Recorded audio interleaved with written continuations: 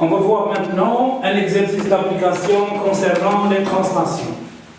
Soit A, B, C, D et C, D, E, F, deux parallélogrammes. Les points I, J, K sont respectivement les milieux des segments A, B, C, D et BF. Première question, déterminer l'image du point A par la translation T de vecteur BF. Deuxième question, en déduire l'image du point I par la translation T de vecteur BF. Donc, concernant la figure, on a la figure ici, A, B, C, D, un parallélogramme. Et D, C, F, E, est aussi un parallélogramme. I, le milieu du segment AB, J, le milieu du segment DC, et K, le milieu de EF. Donc on a des hypothèses ici. On va essayer de déterminer l'image du point A par la translation T de vecteur BF. Tout d'abord, on a le vecteur AB égale au vecteur DC. Pourquoi? Car A, B, C, D est un parallélogramme. Est un parallélogramme. Est un parallélogramme. Et on a aussi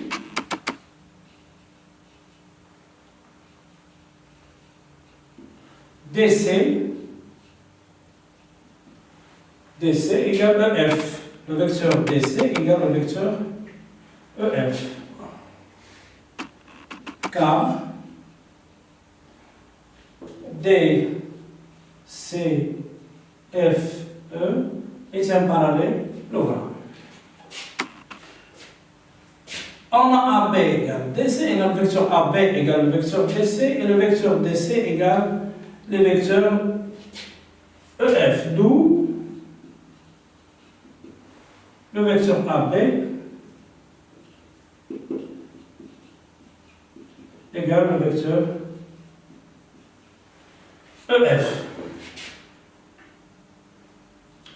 Le vecteur AB égale le vecteur AB égale le vecteur EF. Que peut-on dire du quadrilatère ABFE? C'est un parallélogramme. Donc,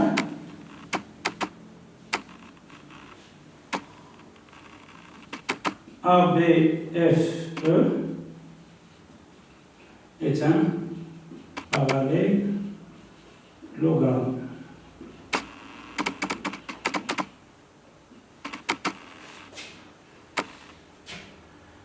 Et c'est un parallélogramme. Donc,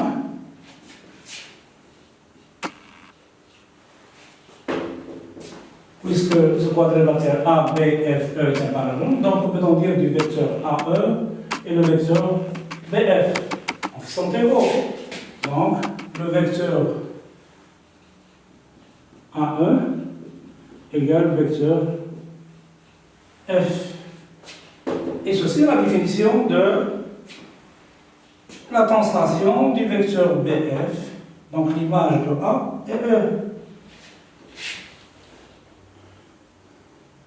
D'où la translation du vecteur BF transforme le point A au point E. Donc on a déterminé l'image du point A par la translation T et le vecteur E.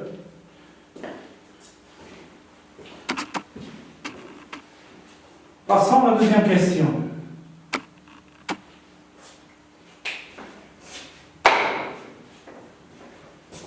L'image du point I par la translation TB. On a, par définition, l'image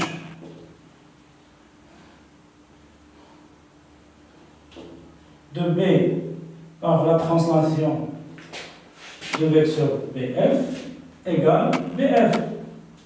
Donc on va passer de B à F par le vecteur BF, donc l'image de B par la translation de B, c'est F. Et on vient de démontrer que T de BF de A égale E.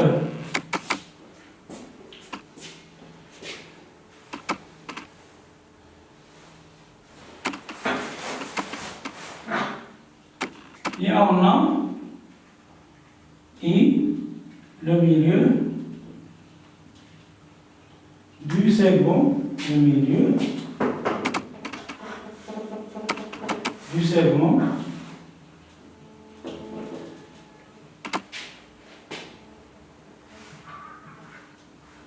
AB.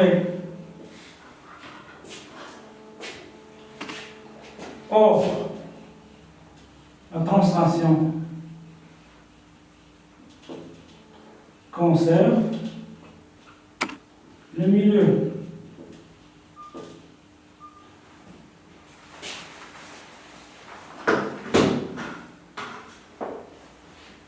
Donc, l'image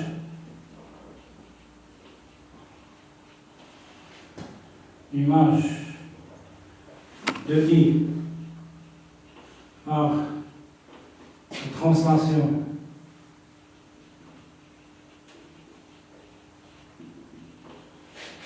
T de vecteur BF et le milieu du segment image. Donc on a le segment d'origine, c'est AB, et le segment d'arrivée, EF. Le segment. Pourquoi? Parce que l'image de A est E, l'image de B est F. Qui est le segment, quel est le milieu du segment EF, c'est K, qui est K. D'où l'image de I par la translation de vecteur F égale K.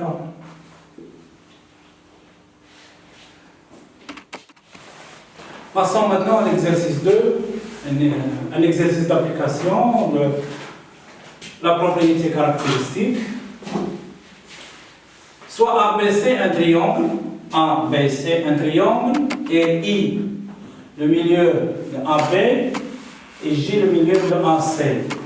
Premièrement, montrer que I et J sont les images respectives des points B et C par l'homonyme ici H de centre A et le rapport N'. Deuxièmement, en utilisant la propriété caractéristique de l'homonyme ici, montrer que la droite IJ parallèle à la droite BC. On a déjà montré dans d'autres sons des exercices semblables, mais ici on va essayer d'utiliser l'homonyme ici qui est plus facile à manipuler. Donc, premièrement,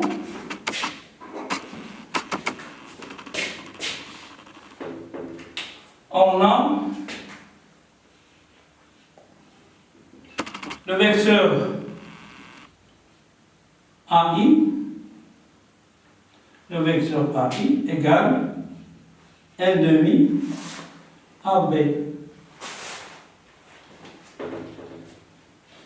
Et le vecteur AJ égale N' AC. C'est-à-dire, alors, H du point B égale I. Suivant la définition de l'homonyme ici, on a ici donc B, son image c'est I, par le vecteur, par l'homonyme ici H de centre A et de rapport qui est ici N'.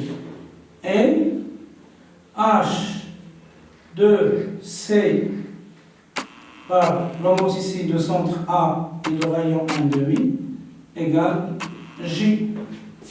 Donc on a démontré la première question. Reste la deuxième question, deuxièmement.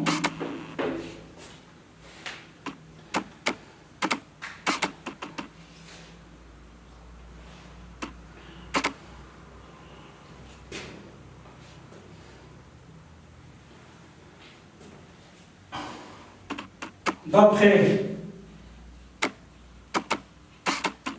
la propriété caractéristique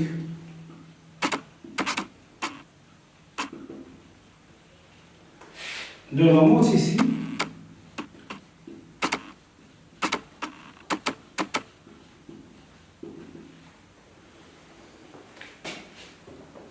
on a IJ, le vecteur image, IJ, égale le rapport, c'est 1,5 fois le vecteur initial, BC. Donc, on a IJ égale 1,5 BC.